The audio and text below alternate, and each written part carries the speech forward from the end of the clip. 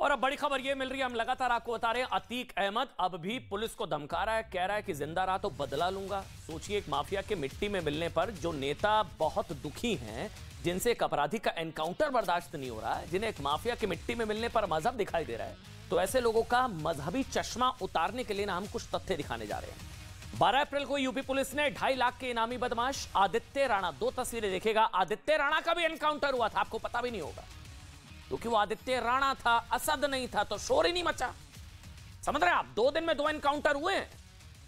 उसके एनकाउंटर पर, मतलब आदित्य राणा के एनकाउंटर पर, क्या आपको राजनीतिक रुदाली सुनाई दी? क्या किसी एक नेता ने कहा कि वो हिंदू था, उसका एनकाउंटर कर दिया? लेकिन अपराध में मजहब ढूंढने वालों को सिर्फ असद का मजहब दिखाई दिया। आप खुद अपने आप से सवाल पूछेगा, 2 दिन में 2 एनकाउंटर हुए, आपको पता भी नहीं होगा आदित्य राणा का भी एक इनामी बदमाश था, ये इसका भी एनकाउंटर हो गया। किसी ने बोला हिंदू था, मार दिया, क्यों मार दिया? 2 दिन में 2 एनकाउंटर हुए। लेकिन देश में ये राजनीतिक रुदाली, मजहबी डिस्काउंट या माइनॉरिटी, माफिया में माइनॉरिटी सिर्फ असद की क्यों ढूंढी गई? सोचिएगा इस सवाल पर। राणा को मारा, कुछ नहीं हुआ, किसी ने शोर नहीं मचाया, लेकिन असद का एनकाउंटर हुआ तो फिर राजनीतिक रुदाली शुरू हो गई और फिर मजहब भी जरूर नजर आया। राणा पर एकदम चुप्पी, किसी ने थोड़ी ना कहा कि हिंदू था, क्यों मार दिया? विकास दुबे को मारा, किसी ने शोर मचाया? विकास दुबे का एनकाउंटर हुआ, इसके अलावा इस राणा, आदित्य राणा का एनकाउंटर हुआ, किसी हिंदू ने बोला कि हिंदू था, क्यों मार दिया? नहीं। लेकिन असद का एनकाउंटर हो गया तो फिर राजनीतिक रुदाली शुरू हो गई और सवाल उठने लगे, उसके मजहब याद आ गया। सोचिए, जो अपराधी खुद सीसीटीवी में गोली चलाते दिखाई दे रहा है, एक व्यक्ति की हत्या करते हुए दिखाई दे रहा है, उसके एनकाउंटर में मजहब देखा जा रहा है, वो पुलिस को धमका रहा है अभी भी।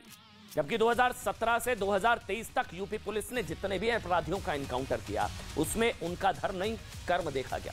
लेकिन मजहब की राजनीति करने वालों की आंख में आंसू तभी आए जब किसी धर्म विशेष से जुड़े अपराधी का एनकाउंटर हुआ। वैसे माफियाओं का कोई धर्म नहीं होता है। ऐसे लोगों को एनकाउंटर में असद के साथ मारे गए शूटर गुलाम मोहम्मद के परिवार से सीखना चाहिए। ये जो रिश्तेदारी, माइनॉरिटी वाली रिश्तेदारी ढूंढ रहे हैं ना कुछ लोग, उनको एक और शूटर जिसको मारा गया, उसके परिवार से सीखना चाहिए कि अपराधी का कोई धर्म नहीं, कोई नहीं होता, उसका कर्म देखा जाना चाहिए। ओवैसी, अखिलेश और कांग्रेस भले ही एनकाउंटर को गलत बता रहे हो, एनकाउंटर पर सवाल उठा रहे हो, लेकिन शूटर गुलाम मोहम्मद की मां ने कहा है कि अच्छा हुआ मार दिया। योगी सरकार में एनकाउंटर की कार्रवाई बिल्कुल सही हुई है। जिसको मारा है गुलाम, जिसको मार दिया, उसकी मां कह रही है, सोचिए, एक मां कह रही है कि अपराधी का एनकाउंटर सही है, बुरे काम का बुरा नतीजा है, उसकी मां ने कहा है। और अपराधियों का किसी भी तरह से समर्थन नहीं होना चाहिए। सुनिए। भारतीय जनता पार्टी चुनाव को देखते हुए इनकाउंटर कर रही है। आज मेरा कहना माना नहीं, आज में लंबा लंबा लेटर दिखाई दे रहा है, तो आज हमारा मन में चाहता तो ऐसा लंबा दिखाई देता, नहीं दिखाई देता ना, नहीं माना मेरा काम, तो नहीं ना, तो जो किया सरकार सही किया, वो अपना जे लेता हो ले, हम नहीं लेंगे, हमारे बस के नहीं।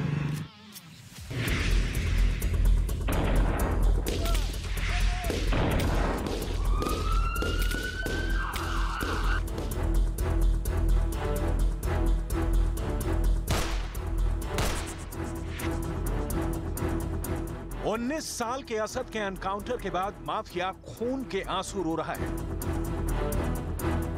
जेल में रोते रोते बार बार कह रहा है कि पूरा परिवार मिट्टी में मिल गया। बार बार चीख रहा है कि असद की मौत के लिए वही जिम्मेदार है। मैं बर्बाद हो गया हूँ, बिल्कुल मिल गया हूँ। ये सच भी है कि माफिया अतीक अहमद की वजह से 19 साल का असद मिट्टी में मिल गया। आज असद की कब्र खुदी है तो उसका जिम्मेदार अतीक अहमद ही है, जिसने माफियागिरी में मदहोश होकर 12 साल की उम्र में असद को बंदूक पकड़ाई और अपराधों के लिए असद की पीठ थपथपाई। इसका नतीजा ये हुआ कि 19 साल की उम्र में असद की कब्र खुद गई।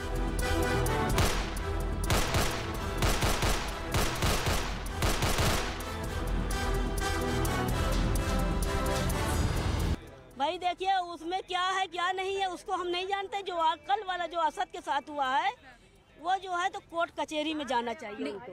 हमने कहा जो भी हुआ गलत हुआ, ऐसा नहीं करना चाहिए था। अरे सजा देना था, सजा देते हैं। बच्चे सब शरीफ थे। ये गलत है, लेकिन ऐसा इनकाउंटर चाहे वो मेरी जाति का हो चाहे किसी भी जाति का हो, जो गलत है तो गलत है, तो ऐसा नहीं करना चाहिए। उसको सजा देते का है।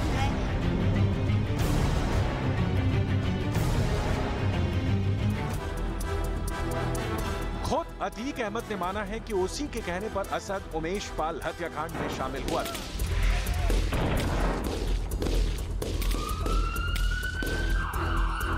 अतीक अहमद ने पुलिस को पूछताछ में बताया है कि उसी के कहने पर उमेश पाल को मारने की प्लानिंग की गई थी, क्योंकि उसके खिलाफ उमेश पाल अपहरण केस आखिरी सुनवाई में पहुंच चुका था और उमेश पाल जिस तरह से बोल रहा था उससे अतीक का डर खत्म हो रहा था। अतीक ने अपना डर कायम करने के लिए ही उमेश से पहले उसकी सुरक्षा में शामिल पुलिस वालों को भी मारने का प्लान बनाया, ताकि सभी तक मैसेज जाए कि डॉन खत्म नहीं हुआ है। सूत्रों के मुताबिक अतीक ने ही असद को कहा कि शूट आउट इस तरह होना चाहिए कि पूरे यूपी में उसका डर कायम हो जाए।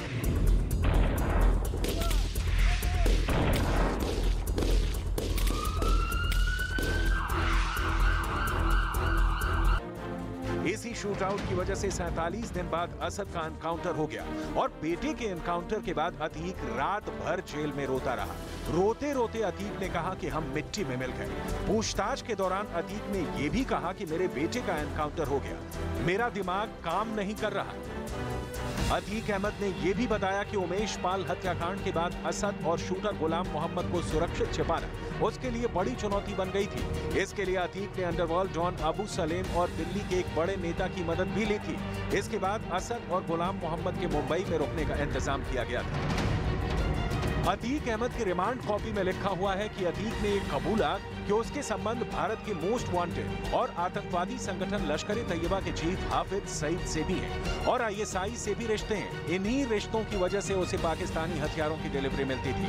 पाकिस्तान ड्रोन के जरिए पंजाब में हथियार गिराता था और गिराए गए हथियार आतंकवादियों के अलावा अतीक अहमद तक पहुंचते थे।